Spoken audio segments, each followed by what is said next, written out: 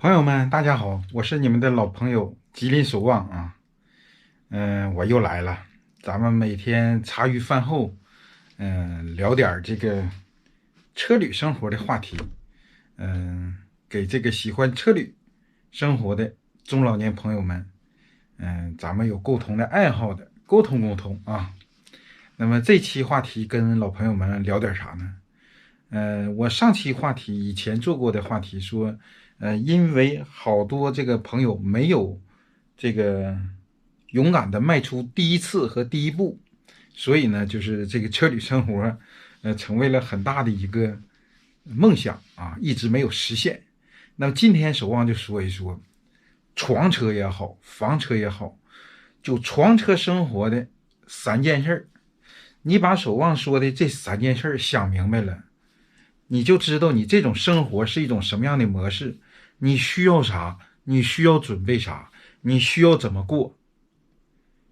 我跟你讲，他谁玩他也玩不出去这个战壕这个规则啊！凡是进到这个圈里都这么玩。那么床车的生活呀，我说就三件事，每天睁开眼睛就三件事啊，三件事。第一件事，我今天去哪，我在哪儿驻车。其实去哪这个事儿并不主要，因为好多朋友们总体上的规划啊是有的。比如说我要去南方，我要去海南，我要去西藏，我要去云贵，这都是这个大方向是有的啊，这个不用天天去规划。但是每天必须要规划的就是住哪儿，就是我驻车呀，我这车停在哪儿，今晚在哪儿睡。嗯，这个是每天都要琢磨的。那么基本上啊，现在就是这么几个，因为守望出去以后就是寻找这么几个方向，一个是郊外啊，就是自己感觉这个地方从地理、地貌、人文、安全方面应该没有问题的，就是郊外。啊，还有呢，城郊，哎，城市的这个郊区，再一个就是乡村，很多这个国道两侧的这个乡镇呢，哎，特别好。还有就是公共场所，比如说，嗯、景区的停车场和这个公共的停车场啊，停车位，还有呢就是营地。这些呢都不是守望最喜欢的，因为守望喜欢钓鱼，我就喜欢找有水的地方，哎，一驻车。那么第一个问题咱们说完了，说第二个。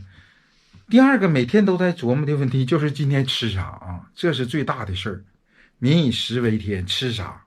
那么就两点，要么自己做，要么呢买着吃。嗯，我出去的时候吧，我基本上我跟哥哥姐姐们说，我自己做的时候我特别特别少，我也就是烧点水，冲点奶，冲点咖啡，泡点茶，偶尔吃一吃这个方便面和这个，就是路上买的那些个干粮啊，或者说是这个快餐啊，我多数都是在外边的这个小吃吃。哎，越不起眼的小吃，越能吃到当地最特色的风味儿，哎，最纯正的风味儿。那么研究完了住哪儿，琢磨好了吃啥，然后最后一件事就是啥呢？干点啥呢？哎，这就是每天的三部曲啊。干点啥吧？这个玩意儿一般两个方面，一个方面呢就是涉及到兴趣和爱好。要不守望一直在咱们这个栏目里头就跟中老年朋友说，你没啥事你得有点爱好，你别什么爱好都没有。最大爱好就是看别人有爱好，那不行啊，自己得有爱好，自己得会玩。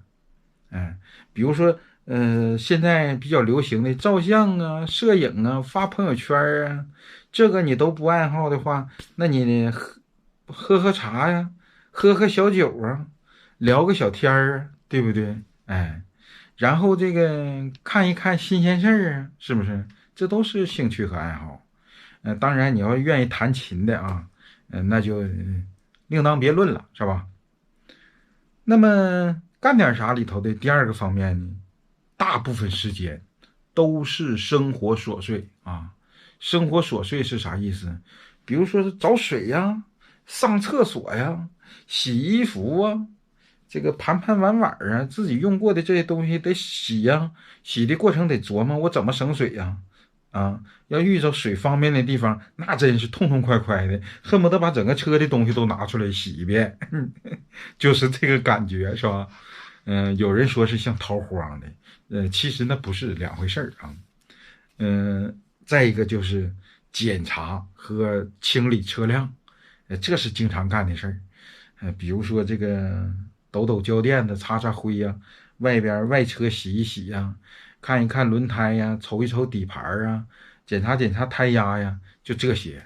哎，这都是生活琐碎，每天都要干，可能是每天都要干好几遍的事儿。那么今天呢，守望就把，床车也好，房车也好，出去生活，生活的内容你跑不出去，你谁出去都得这么玩，哎，都有这些内容，就跟哥哥姐姐们没玩过的啊，交个底儿，哎，其实没啥难的，就是日常的生活和琐碎啊，这一集就到这儿。